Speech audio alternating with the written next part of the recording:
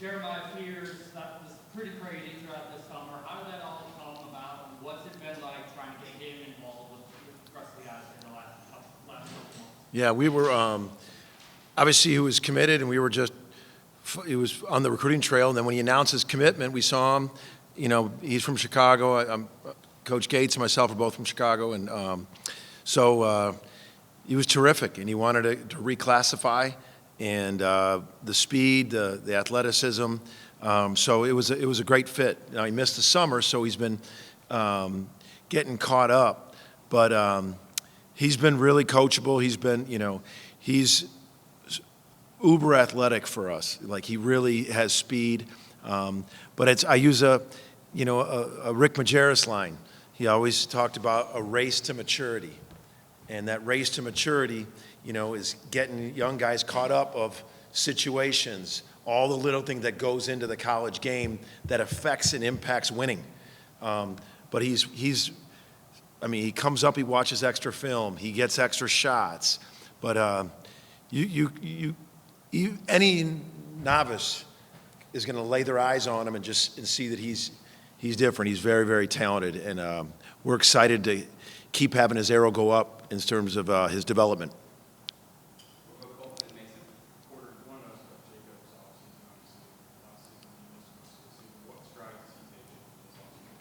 Jacob Cole is we redshirted him last year, and I believe in it, and he embraced it.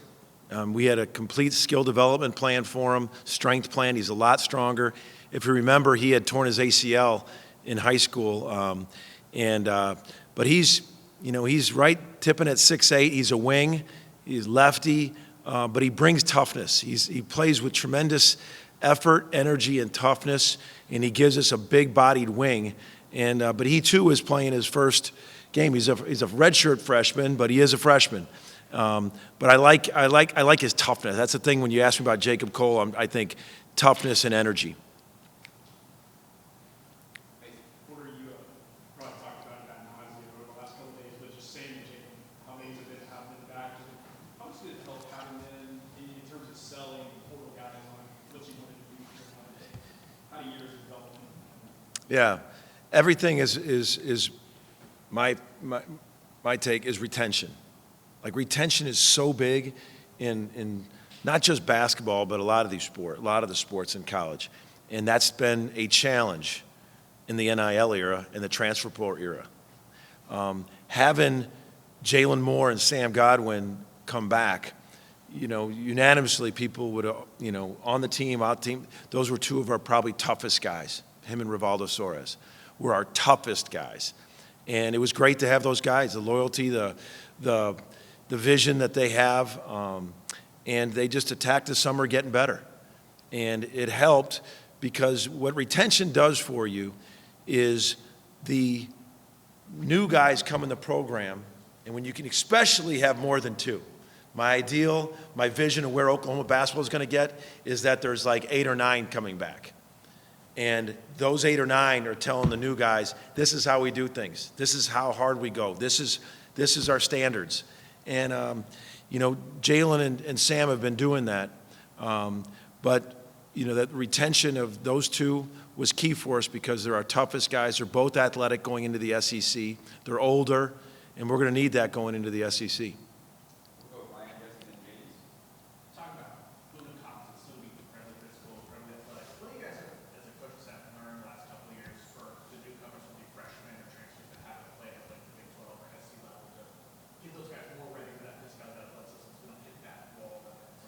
Yeah, to get new guys ready in this era in these conferences like the Big 12 and the SEC, one is definitely the physicality because we're in our last year of fifth-year seniors.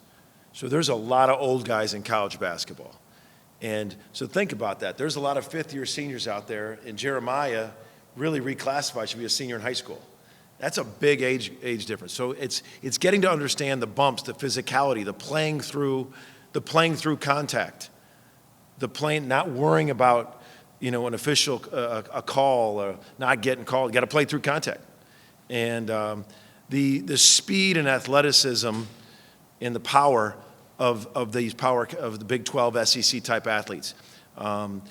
People ask me what it's like to be in the SEC. I'm so excited to have a home. You know, the last 3 years I've gone to meetings, I've gone to different things with me knowing that everyone around the room knew Oklahoma wasn't going to be in the SEC. Felt great at the meetings, felt great at the media day. We got a home, and an elite home at that. You know, I told somebody at media day I must be the good luck charm. Because there was 9 teams in the preseason top 25 in men's basketball. I think that's what it's been like the last couple years in the Big 12, and now the SEC has 9. So to get young guys ready for that, it's got to be a physical summer. It's got to be in the weight room, and it has been. It's got to be, but it's mentally ready for the physicality and the speed of this level with older guys.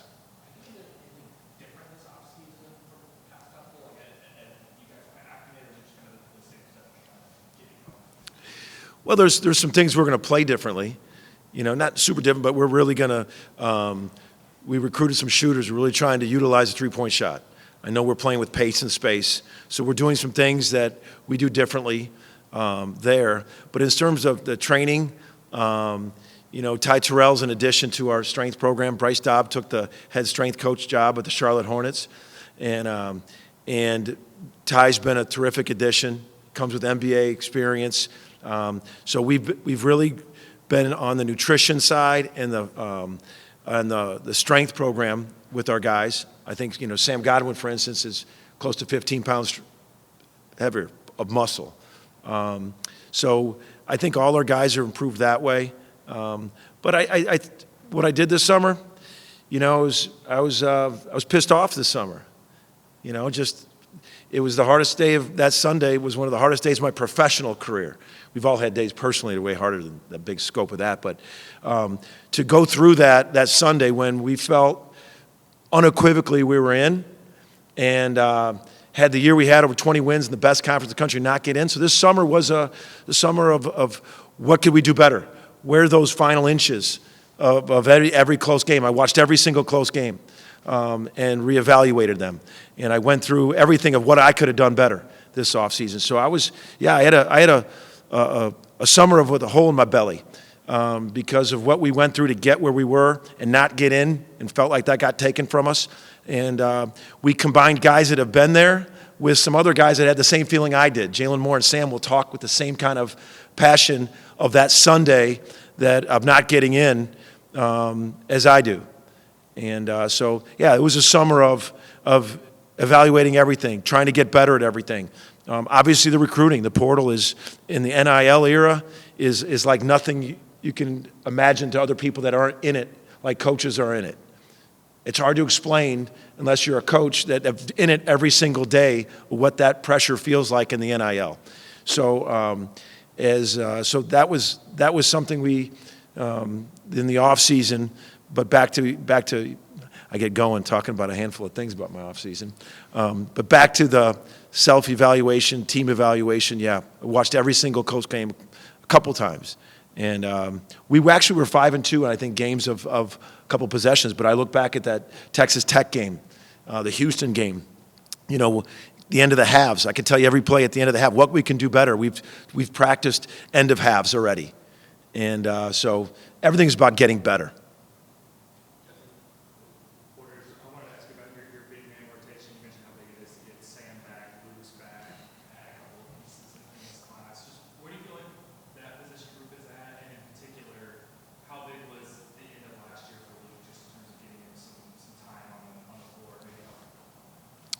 Well, this will be a great quote, not just coach speak, so I'll just give you something. The truth of the matter is bigs and point guards are at a premium in NIL.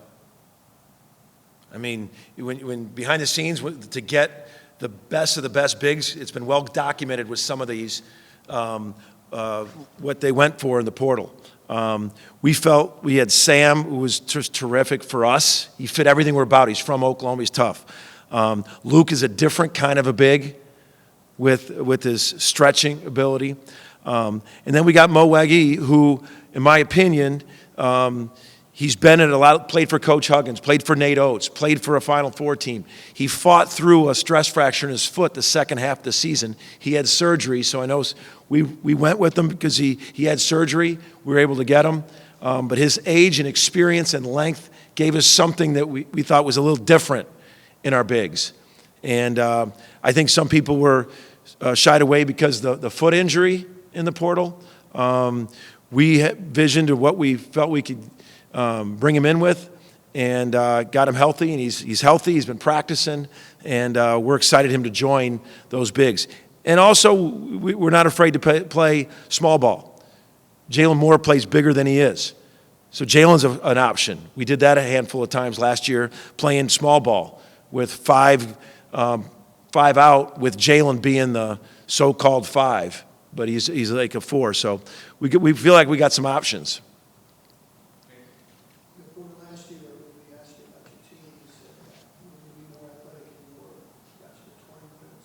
What do you think of this team? What will be the foundation of the mojo of this team? I think, it's a good question. It was, we said last year at this time we recruited to more athleticism than we were.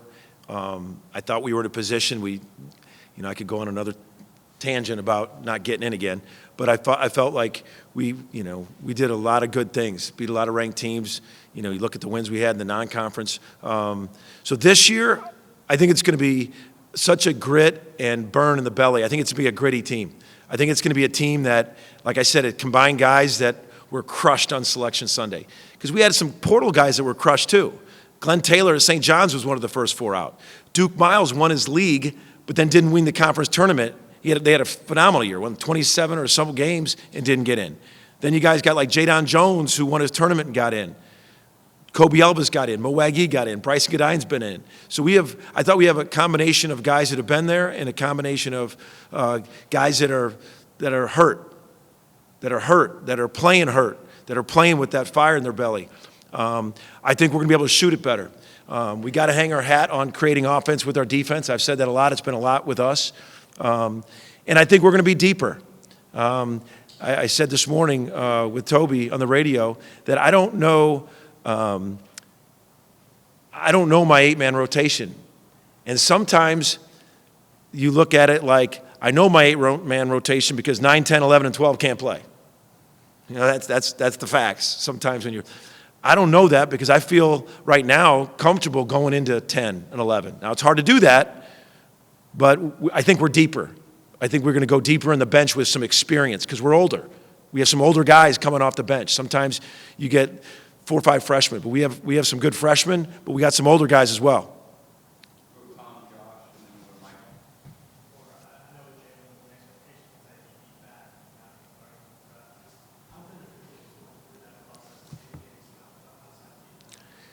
Yeah, he went through the process, and I'm sure he'll talk to you about it, but he went through the process, and it was great for him to experience the process. And I was 100% behind him going through the process, communicated with him the whole step of the way, actually went down and watched him through the process, and he just got a great, clear picture. He was true to his word. His mother, Walida, just such a solid, unbelievable person. And everything they said was they were so pleased with how much he got better off the floor and on the floor. And he said from the very beginning, I'm going through this process. And we both told him, if the process leads to you going to stay in it and get drafted, I'm going to be the biggest guy to give you a hug. But if not, obviously we want and need you back. And he said that, hey, that's my plan. I'm coming back if I don't get the nod that I'm going to get drafted. He stayed true to everything he said. And he's an unbelievable young man, and I think he's going to do great things for us, not only at Oklahoma, but even beyond that, because of his foundation of character. Yeah, Porter, you mentioned you got older, specifically with those guards you had, Duke and Jadon, Kobe, Bryce, and all those guys are older players. Just first off, how those older guys are fitting in, how that is all kind of going, but then what it does for you to have veteran guys like that added to the backcourt. Yeah. We added a bunch of veteran guys combined with 2 young freshmen, Dayton Forsyth and Jeremiah Fears, to go along. But the challenge is this. I think we got a great blend of some older guys, and we got some 2 terrific young freshmen. But The challenge is this: none of our guards have played here before. Getting them in the system, because guard play is key. And getting them playing together, playing here in our system, that's a challenge with our guard play, because all the guards are new. All the guards are new. And that's that retention. You know, you start a couple freshmen for 2 years, and then they're not, you're hoping they're there for your junior and senior year. And that's the hand you're dealt, and then you're moving forward. And but I really like our guards. It's just they're new, and they're learning the system just like any newcomer would. But they are experienced. We have a couple guys that are played in their 5th year. And that's a benefit, that experience.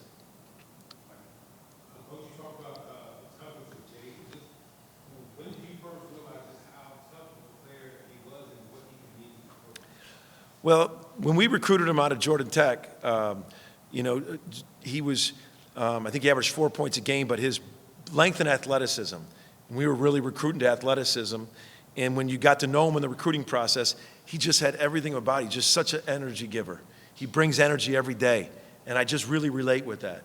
And he came in wanting to learn, and I thought he got so much better. You look at his numbers, he went from shooting 17% from 3, making 4, to shooting 41% from 3, making, I think, 28. That's a huge jump. He went from averaging 4, 5, or 6, we're in that area, to averaging 12 in league play. So he works at it. He listens. He wants to learn. But he just so much aligned of what I'm looking for in a young man. Like, he had the athleticism, character, willing to learn, and he's gotten so much better. No one would have thought he's improved his shot the way he did from his year at Georgia Tech to last year. Go back to Bob and James. Porter, when you first got here, remember one of the first things you said, you want to grow old together. Yeah. What does that mean? Yeah. For old? It's the challenge, Bob. That's how you build it, like to retention. And that's the biggest challenge coaches have in all sports, is to where you can have it to where they're not looking elsewhere. And there's a lot of factors with that. It's who you're bringing in, but it's NIL. That's a huge part of retention in all sports right now. And how you want to grow old is you bring them up through the program. And then when they've been there 2 years and new guys are coming in, like, this is how we do things. This is how we act. We value all these important things here at Oklahoma. And that's what happens when you grow old together. And it's been a huge challenge, and we're going to continue to have that be our goal. And I think growing old with Jalen Moore, Sam Godwin, Luke's in his 3rd year, Jacob Cole's come back, to where guys that have stayed have had success. And that's growing old together. And those 2 guys, so glad to have back. For the defense is always such an important part of you. You thought you were going to have a good defensive team. I think you did have one last year. How about this year's team defensively? Yeah, going into the if you remember, we were 18-6 and didn't have an injury the whole year. And John Hughley, that 18th win was Oklahoma State at home. And John Hughley tore his meniscus. He was done. The very next game was Baylor, and Rivaldo Soares had a severe ankle brain. And then Javion was in and out with his shoulder. So at that point, at 18-6, we were somewhere in the top 25 defense. We ended up in the high 40s, still out of 350-some teams. But our standard, we want to be in that top 25 in the country defensively. We feel the Big 12 was such a physical league that we want to continue to bring that physicality. But the SEC is unbelievable physical too. I've just been watching tape of Tennessee, Mississippi State, Mississippi. We know Texas is. So I think the SEC the physicality is elite as well. But we've got to be able to guard with the athleticism. And I tell you, the other thing is you got to have great transition defense. The pace and athleticism in the SEC, the athleticism, you've got to slow down that break. We felt we did that 2 years ago when we played Alabama. You know, you're slowing down that break. But our transition D has been a key focus for us. But yeah, that's how we're going to pare the numbers down. I was very transparent with the 11 or 12 that are in the mix right now. That's how we're going to pare it down to the rotation, is putting our best defensive team out there as well. You have shot blockers. Yeah, I think Sam and Jalen, we're good at shot blocking, but I think Mo gives us a bigger, longer presence in there, and so that's one. I tell you, Jaden Jones blocked a number of shots. I think he had over 30 as a guard. He's got long arms, and he really can get deflections. And so I think from a guard standpoint, he's really getting hands on balls, deflections, block shots. But Mo gives us a longer shot blocking presence to go along with Jalen and Sam. Actually, that's about Jeremiah. So much on his play coming in.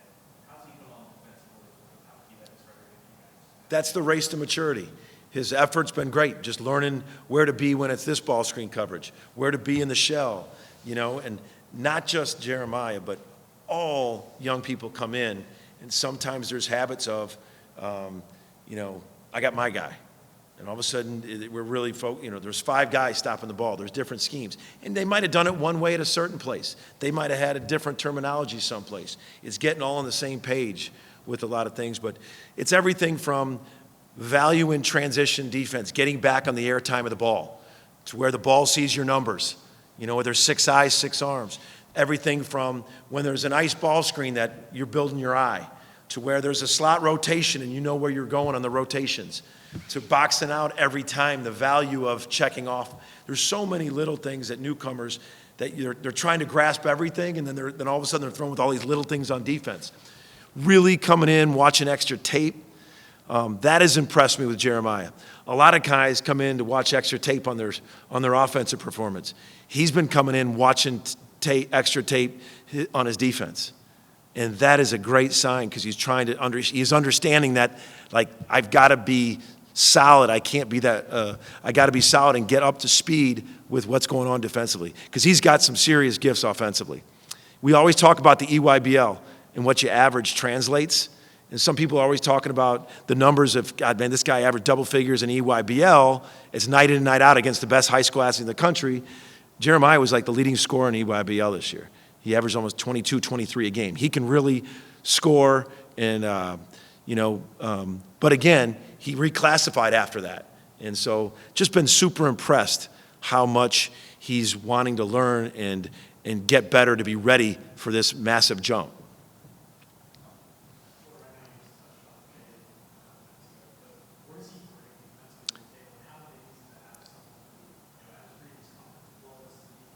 Jadon Jones? Yeah. Jadon, he reminds me a lot of Latrey Darthard. Latrey came from Utah Valley, where they had a good winning program. And Jadon was like, and Latrell, both were kind of like silent defensive assassins. Like, they both were so good on defense. Jadon's a little different. Latrey was so positionally excellent. He was like always in the right spot. Jadon gambles a little more, because he's got incredible anticipation. You're going to see him get his hands on deflections and steals. He leads us from the summer. He gets his hands on a lot of balls. He jump passing lanes. He's got long arms, so he causes havoc, and we're trying to combine that with being great positionally. And then he can really shoot it. And he gives you that guy that can really guard, and then he's a threat on offense. He hit 77 threes for an NCAA tournament team. 77 threes is a lot of threes. Bryson Gadeen made 77 threes last year. That's 2 guys and the older guys that made a 77 in college, but I don't care what level you're at, that's a lot of threes. So we need that. We need that, and we covet that. Coach, you talked about point guards and leading one and premium in NIL. How does that change your mindset when trying to construct a team at all? Do you look at, well, maybe if we do something else, we can't get these players, or what? When you go into that process, how does that construct a team knowing that? How does that change? Well, point guard is one of your positions that you wish you grow old with. I mean, it is, because it's like your quarterback. It's your extension of you on the field, on the court. And so, I think we brought in some young guys, and you want to grow old with them. There's a lot of factors growing old with them, like I already said, in this day and age that wasn't here 3-4 years ago. But you got to embrace it. And, you know, sometimes embracing that's out of the coach's control. And that's a factor. But I do think that those point guard positions, you know, we got some experienced guys that have won, some winners, and we got 2 really good freshmen that I really like. We have time for just a couple more questions, so we're going to end this meeting. Porter, I think we talked about it a little bit on the radio today. Jeff, his injury. But Yeah. how's he doing? And also, where are you at otherwise, health-wise, kind of getting here towards the start? Yeah, Jeff Wanko, what a story he was. I mean, from Oklahoma, started at Tulane to play Division I football, pivoted and said, I want basketball, goes to junior college to earn his stripes, becomes All-American, came in, and literally everybody will tell you the first 2 weeks he was probably our leading scorer and our best defender. And then he had the tragic Achilles tear, tore his Achilles. Just as attacked his rehab as diligently as anybody I've seen with an injury, you know, and you know, he's 15 weeks out of surgery. So we'll wait and see. You know, he's been probably cleared to start practicing sometime around December, and we'll see. But his attitude's been great. He was terrific. And it's one of those, we'll wait and see how he continues when he goes live. But he's as diligent as you could ever see a young man with an injury, how he done his rehab. It's always you want to knock on wood with that. You know, 18-6, we were great. We had no injuries, and all of a sudden we had 3. Right now, just normal bumps and bruises. No one that's out with anything. We watch Bryson Gadeen a lot, you know, with his minutes. We watch Mo with his minutes. With both of them had off-season surgeries, so we watch them. But other than that, we've been healthy. Before you talk about Carolina, I also just want to ask you about Dayton Forsyth, his transition from Vail to here. What has stood out to you about the offseason? What stood out about with Dayton Forsyth coming in right out of the gate was just his mentality of just toughness, unafraid, chip on his shoulder, smart, tough, winner. All those check marks, he's come in. And it's the day in and day out of playing against longer athletes. It always takes people getting used to. And that's but sometimes people are shell-shocked when they see all of a sudden they get to this level and they're playing against guys 5 years older than them. That's not been Dayton. Dayton is, I think people are going to like him because he's physically tough. He can knock down shots. He makes winning plays. All of a sudden, you make a play like, oh, what a smart pass that was. You know, I've said that a lot watching the tape and on practice. And so really, really excited. I think Oklahoma fans are excited to have him here and to see his growth because people are going to relate with it. People from Oklahoma are going to relate with him because he's just tough. He's tough, gritty, and just what you want to be about.